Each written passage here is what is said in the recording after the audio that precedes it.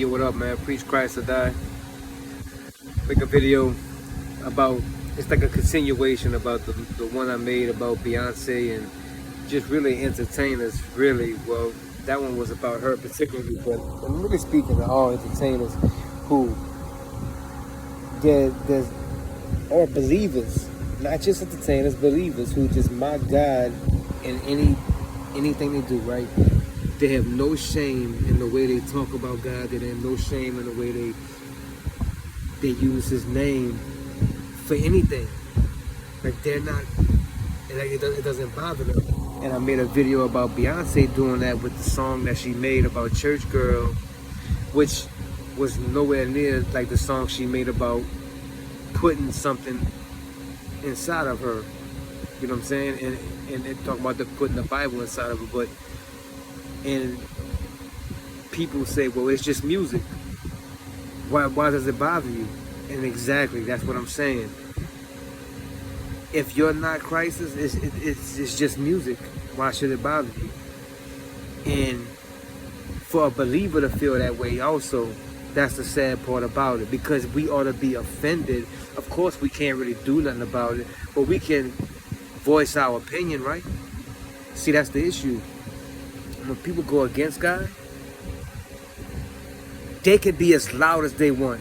They can be as loud as they want. Any kind of set or any kind of, they can go loud. But as soon as you go louder for Christ, it's a problem. Or louder against what they believe, it's a problem. You ought to just stay. No. If you're a public figure and you put this out there, you can be, you know what I'm saying? You could be looked at and judged for what you put out there. And if you're calling yourself a Christian, somebody can see this video right now and make a video critiquing how I use the Bible, or how do I get this wrong or that wrong. It's fair game. But what I'm saying is the conscience. You see, when we get away from God, and when we first get saved, look, man, it's all about Christ. We're on fire for God, and we go that extra mile. We praying long, and we doing the long prayers and the long Bible studies, and we just get excited because we never felt nothing like this before. But the thing is, if we don't watch it, is if we start entertaining worldly things, and I'm at fault in this also. And as soon as you don't feel bad for saying certain words or hanging with certain people or doing certain things, it's like a callus, man.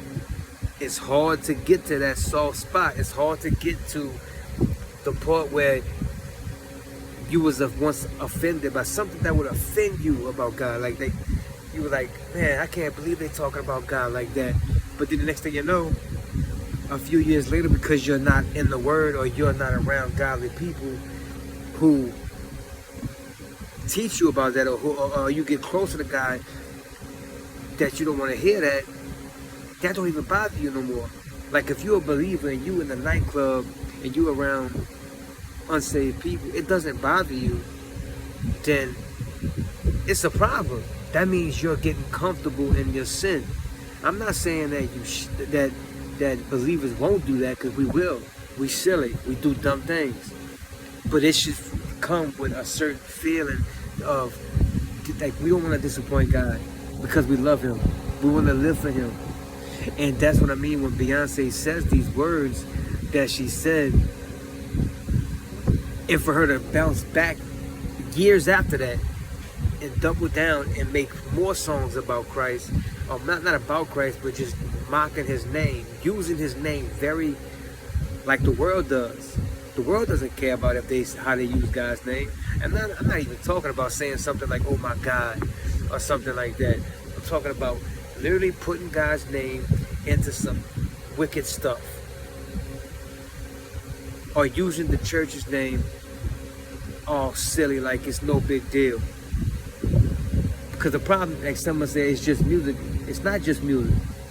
Because a young woman will look at that, or a young man will look at that and say, well, Beyonce says she's a Christian, and look how she's not serious about God like that. She's willy-nilly about the word of God. Or how like she don't protect God's name. So they're gonna feel like they could do the same thing. It's more than just music. It's more than just like, as a believer, you can live your life any way you want to. You're free to do that as a believer.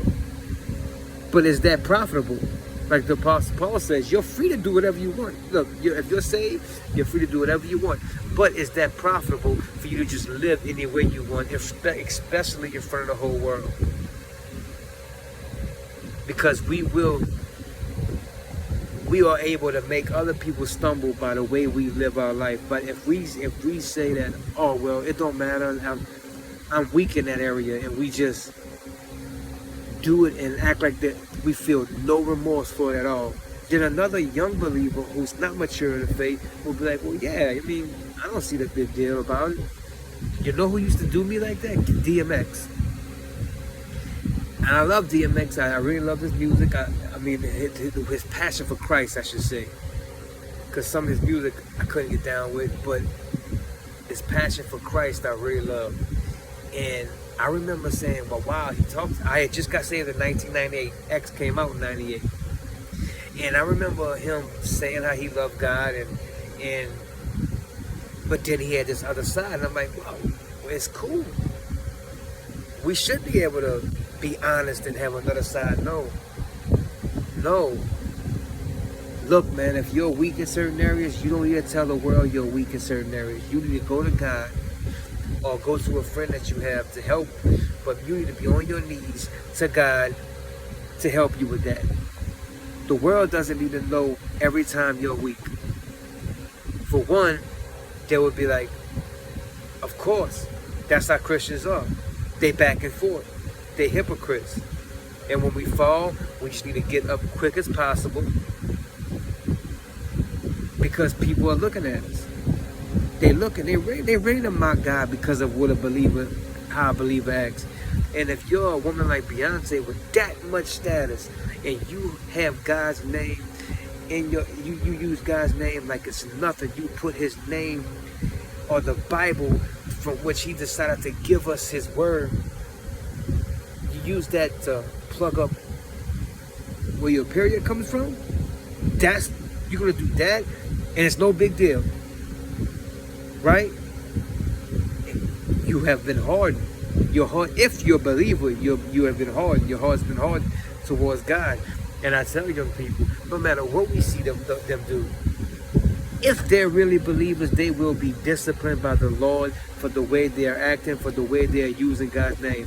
It's hard for me to see that a believer can use the word of God for that, God's name like that, except you have to be very immature. Like if you are a mature believer and you're still calling him the man upstairs,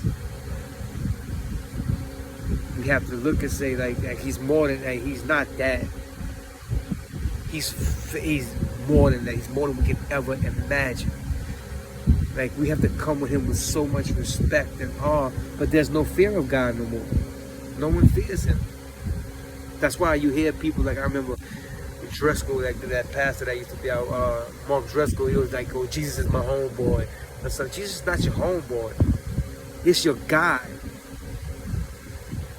But if you come at him like that, your congregation, that's how they will approach him. Like he's a joke, like he's no big deal, like he's just talking to another guy. No, you're not just talking to another guy. You're talking to the everlasting creator who at any second could just take us out. The everlasting creator who don't need us for nothing, but he loves us. Preach Christ or die.